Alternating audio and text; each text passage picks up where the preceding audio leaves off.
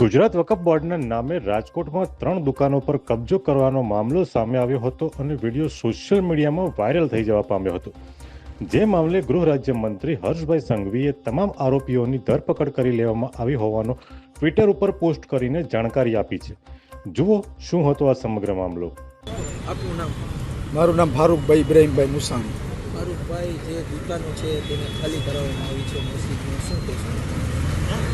કાયદેસર ગુજરાત રાજ્ય વકફ બોર્ડનો અમને ઓર્ડર મળેલ છે ને એ ઓર્ડરના નિયમ મુજબ અમે દુકાનોનો કબજે લીધેલ છે. કેટલી દુકાનો?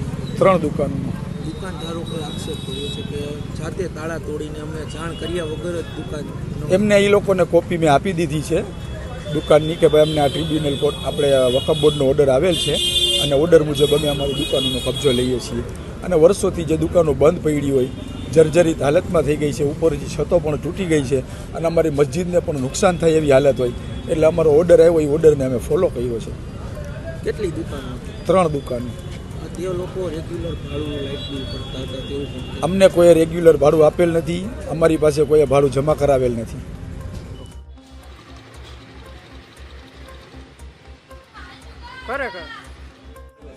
કાકા, આપનું નામ?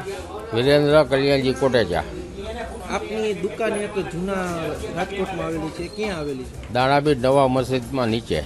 આજે દુકાન ખાલી કરાવવામાં આવી છે તાળા તોડીને, શું કહેશો?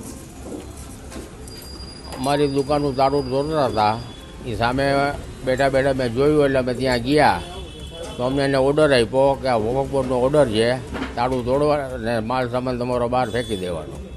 કેટલા જણા હતા સાથે? એટલે 20 થી 25 જણાનું ટોળું હતું. કોણ કોણ હતું, તમે ઓળખો? મેં એક ફારૂકભાઈને ઓળખું છું. તમને અગાઉ કંઈ જાણ કરેલી? ના, અગાઉ કોઈ જાણ નહોતી કરેલી.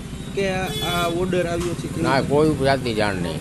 તમે આગામી દિવસોમાં સામે લડત આપશો? આપતું ને રડત.